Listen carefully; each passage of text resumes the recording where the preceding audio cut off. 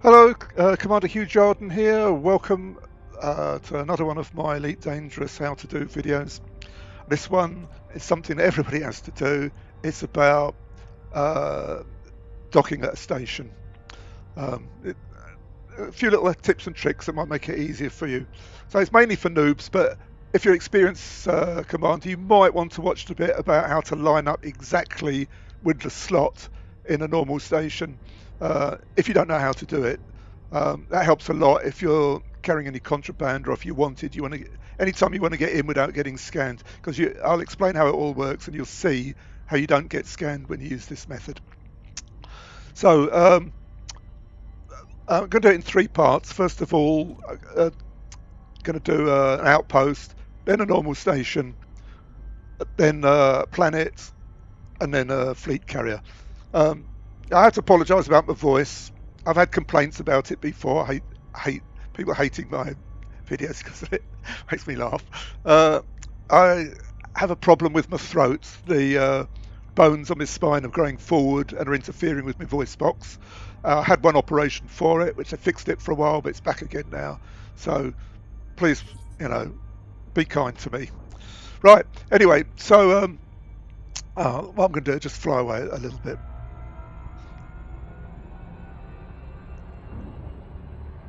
to give it a whole thing.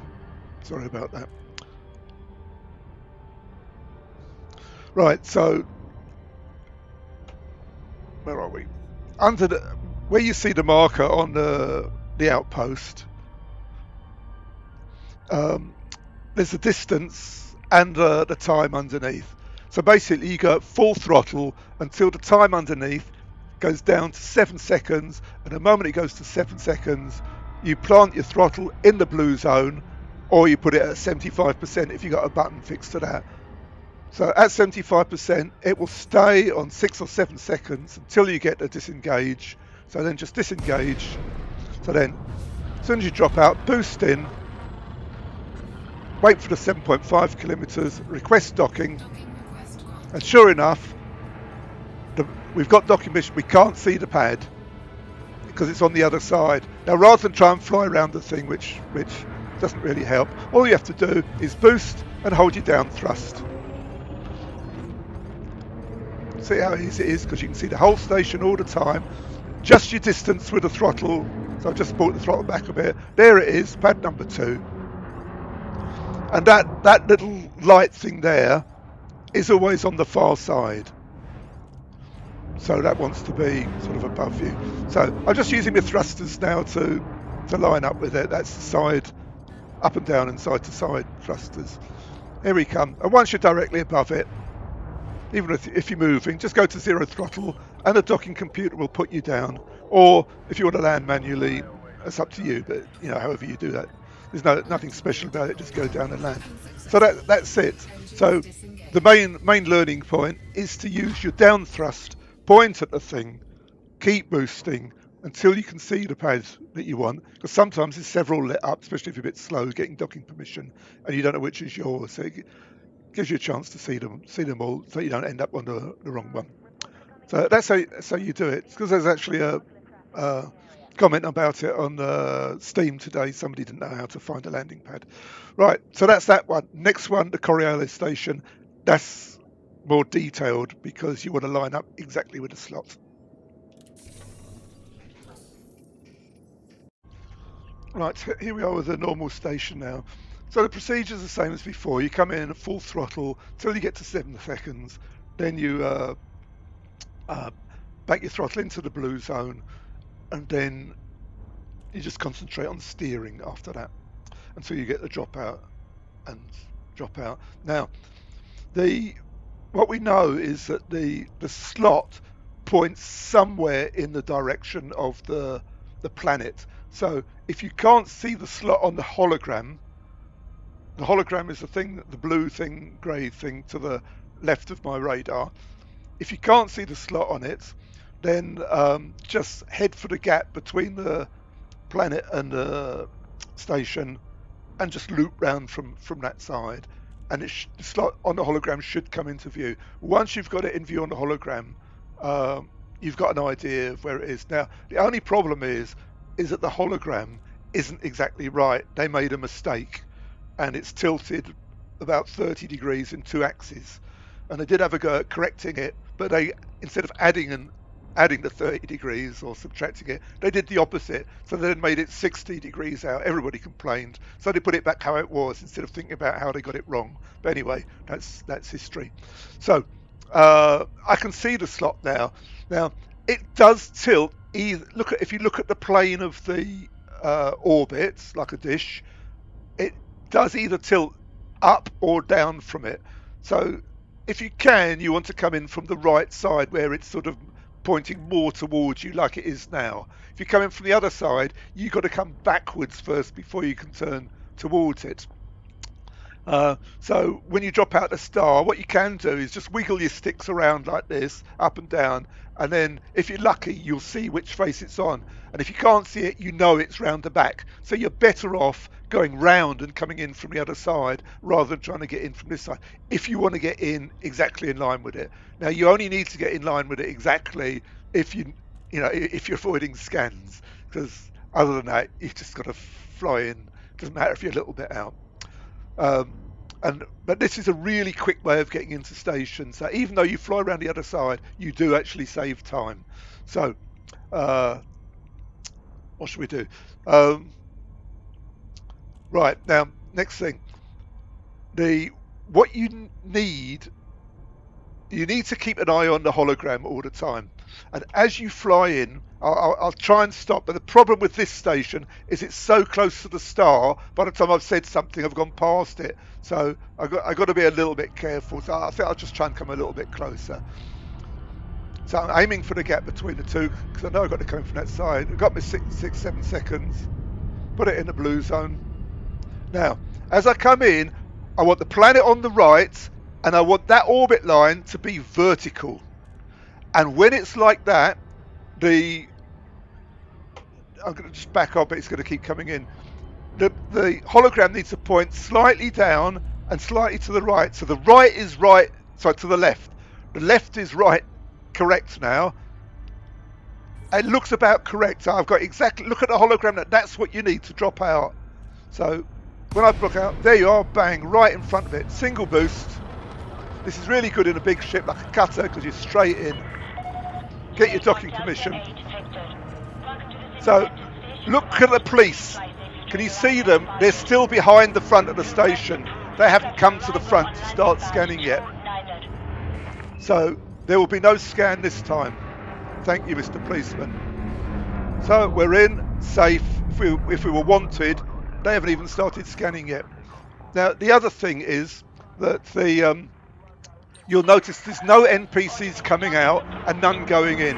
So by using this approach, you will always be first in the station. The NPCs will always spawn behind you, so you never have to wait, in a queue. You never have to worry about bumping into people coming out or anything like that. You've got the whole place to yourself. If you drop out at that point, you boost in, docking permission, and you're in through the slot before anybody gets a chance to do anything. So there we are. That's it. So the main point is look at the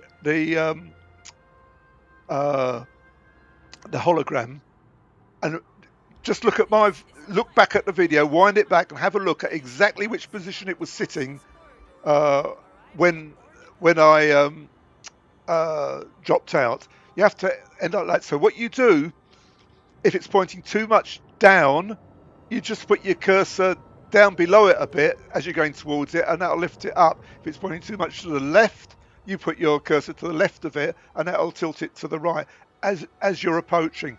It's difficult for me to show you that in detail at this one because it was just too close to the star. So to come in from the right direction, you couldn't line up in the right way. But most of them are much further than that. You got plenty of time. You just come cruising in the blue zone.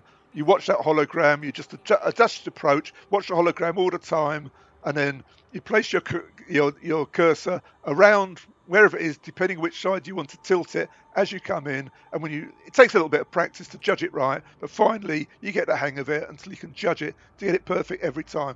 And it's like you know, getting a bullseye on a dartboard. There it is, right in front of you, with a slot facing you, boost in. Yeah, it's worth practicing that to get it right. So that's it. I hope you found that useful. Just another couple of points I thought of. First of all, you know, I didn't use the docking computer till I got inside the station. That's the rule. You shouldn't use it outside. It'll only get you into trouble. And if you let it engage just out of the slot, it can even smash up your ship. Um, so just boost in, go through the slot. As soon as you're in the station, just engage the docking computer and let it worry about where the pad is and what you got to do. So I generally use a docking computer on my ships, except for when there's no room for them. Uh, so yeah, what I'll do, I'm just going to add a bit in a minute about how to land in a big ship uh, when you can't see where the docking, and you haven't got a docking computer, you can't see where the pad is.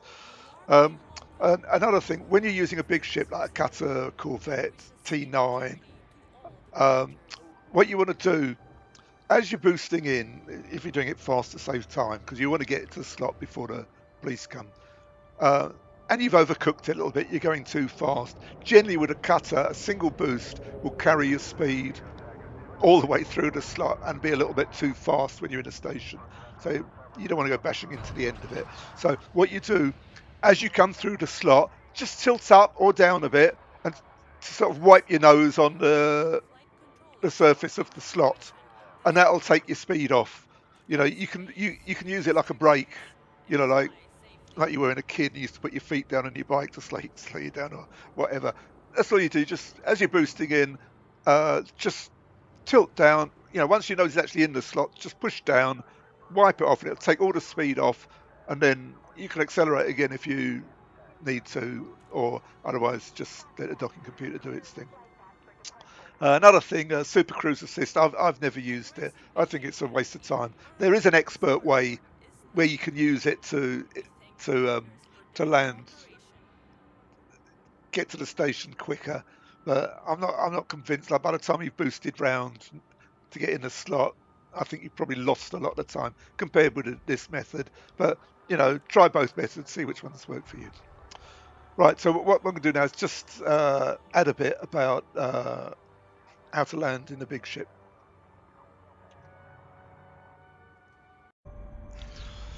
Right, here we are again. You got to imagine this Diamondback's a big ship. So same as before. So I'm just looping around, watching the hologram. I got the right down, but I need a bit more to the left. So here we go. That looks about right. Bullseye. So boost in. Get your docking permission. This time I'm just going to hold throttle on a bit more. Unfortunately, this Diamondback is quite responsive to throttle, so it's difficult for me to show you what I mean. But here we go. So I'm going too fast. Not to worry. Just knock the roof. It's easier in a big ship. So I don't know now. I'm pretend that if it's a big ship, your whole front of your ship will be out in front of you, and it obscures where the docking pads are. So all you do, you put your pointer right on the end of the station. Now go to zero throttle once you're inside, and look. This is if you haven't got a docking computer, obviously. So look at the mini radar, the thing between the hologram and your main radar. So you'll see the dot there. The white dot. So what you do, you rotate round until it's exactly towards the bottom. Then you go backwards and forwards, whatever you need to do. So if it's solid, you go forwards until it's just right on the edge, turning hollow. And if it's hollow, you go backwards. So there it is. So when that changes, so exactly horizontal now, when that changes from solid to hollow or the other way round, the pad is directly underneath me. So all I need to do is just hold my throttle there, use my down thruster. Oop, this one's, I've got analog on this one, it's a bit, it's difficult to get like directly, hang on, I use the other one, I haven't set it. So just basically just straight down. and you should come onto the pad. It's easier in a big ship. Now, another thing is, there you go, look. Look, put my landing gear down. Now, what you want to do for the last bit, you want to take all your pips off once you're doing this final descent. And what that'll do is make your ship much more docile. Instead of scooting about, it's much more controllable. So just use my throttle to come back a bit. Left to right. Just keeping the ship. Don't touch the main stick. There you go. Boom. So you can do that more or less on instruments. You don't need to actually see the pad. I didn't look at it once. I just used first of all the mini compass, and then the the image on the main radar to do the final lining up. But the main point of that is you must always keep your ship exactly horizontal. Don't pitch, or use a throttle to go backwards and forwards, and side thrusters to go side to side, and up and down, obviously, to go up and down. That's it.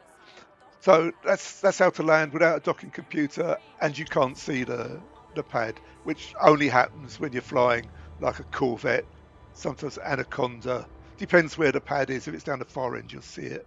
But even then, you should use that same approach, because like the bigger ships, especially the Anaconda and the Corvette to an extent, you need to be horizontal when you go through the slot.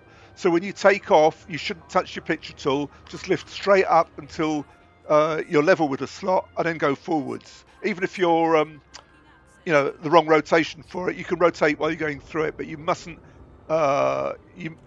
pitch, because if you go through at an angle, you can get jammed. And also, never have your landing gear down in a big ship, because that jams as well. And if you do forget and you get jammed, release your landing gear or take it up, and that should free you. That's a mistake that a lot of noobs make, because in a Sidewinder, especially in a tutorial, it tells you to put your landing gear up outside the station, which is a stupid thing to do. You should only ever have it down inside the station, and you should always take it up before you leave. But people forget, and when they get to the slot, they bought their first brand new Anaconda. I think even I did it. And you go to the slot just going straight for it, and next thing you're jammed in there, and you can't figure out how to get out until you're blown up by the station. And loads of people have done that. No shame in it. But now, in a station, unless you're in a small ship, you should always keep the ship horizontal level. Don't use any pitch once you've got in through the slot, or once you've taken off. Just use all the other controls to move around, and you'll be fine. So that's it for docking at main stations. There's actually quite a lot to it, when you add it all up. But it doesn't take a lot to get the hang of it. And a lot of experienced people watching this, I know, are going to be laughing at me saying all this stuff. But this is mainly for noobs. I hope it helps. Right. So the next one is a planet. Right, here we have the planetary landing. The first part is the same as any other one. You come in at full throttle until the countdown timer gets to 7 seconds, then put your throttle in the blue zone, or 75%, and you can leave it like that until you get like quite close to the planet and start your sort of final descent. Now, once you start your final descent, you want to keep your timer on about 10 seconds because the gravity changes, and the time will go down so quickly in some places. So generally you need a bit more throttle to get 10 seconds. Then all of a sudden you go into like a gravity well or something or whatever, and you get sucked down, so you need to back off the throttle for a bit, and then next thing you know, it's the timer starting to go back up again, so you can gradually increase the throttle in line with it to try and hold that 10 seconds all the way down until the landing point. I'll show you that as we do it. Right, so as you're approaching the planet, 9 times out of 10 you get the dotted target because it's on the other side. So you'll be coming in with your throttle in the blue zone. So just keep away a bit from the planet. And I usually put it on the side like that because you can see more. And with it just like that, you can just go round. And what you want is that target about nearly quarter of the way down the planet. It's difficult to see from this angle when you've got to go round. If I'd have come in from further out, it'd have been probably better. But a little bit more. Right, that looks about right. You know, like you want it down a bit from the top. So now I'm watching the timer now. So here we go. So I can increase the throttle a little bit. Back off a bit. This is probably where the gravity well is. Orbital flight engaged. Oops, telling me to go up a bit. So there you go. That's perfect when you get the target just on the red curtain like that. That's the ideal. So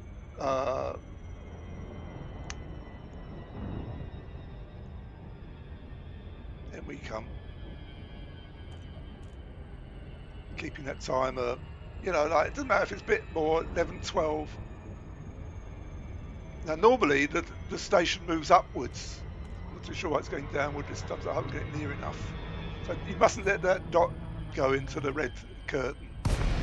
That's it. So I'm now on the final cruise. I'm going to miss it a little bit because I come in very, very steeply. But the steeper you come in, normally the closer you get to it. So it does save a bit of time. So I missed it a bit this time. Once that's gone, we can then line up as it will. So we're pretty close anyway. 5 kilometres. There you go. So what you can do is just while you're coming down, get your contacts ready and get your docking permission. Now with some bases, it's pretty difficult to find the landing pad. So the only thing you can do is use your mini radar and try and avoid all the structures. So it depends what type of station it is. So we want number 4. So that is one. Now, each planet has different gravity. So you need to be mindful of that. So I tend to keep 4 pips on my engine so you can get the maximum, you know, back off if you can. So just keep pointing at it. Slowly and carefully. Use your thrusters to line up sort of exactly. Terrain alert. Oh, please climb immediately. Landing gear. Once you get close, landing gear deployed. all the gravity goes away. So take the pips off, and you should be okay to do your final landing. Here we go. So that's it really. Cool. Still going blue.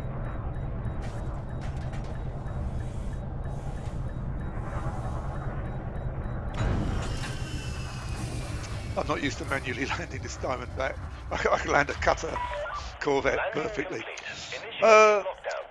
Right, so that's it. So the main points are you want to keep the timer on about, in the beginning, maybe even 12 seconds, between 10 and 12. It's fairly easy. If you see that red curtain come up, you've got to put your dot above it. But generally, this must be a very small planet because I came in much more steeply than what normally do.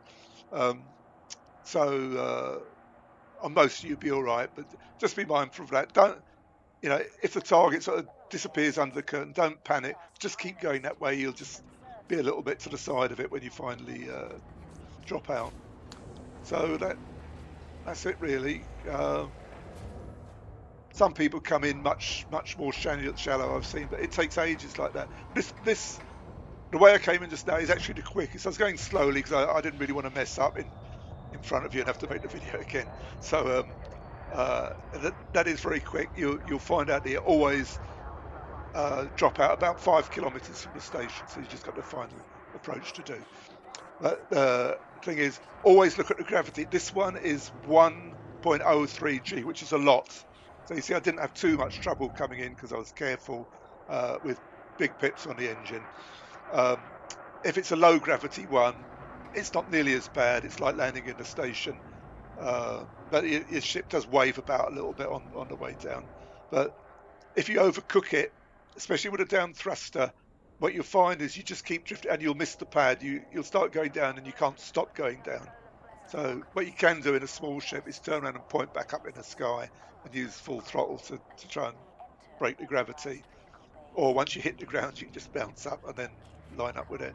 But another thing is there's a lot of structures around. If you got your landing gear down and you miss the pad or even get the edge of it, you can get your landing gear stuck on the structures and you can't get off. So just lift up your landing gear and then reposition yourself and then put your landing gear back down again. So that's it. So finally is the fleet carrier, which is very straightforward, and we'll see how we get on.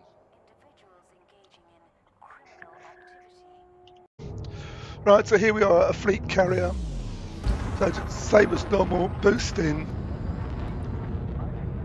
get your docking permission, and of course the pad's always on the other side.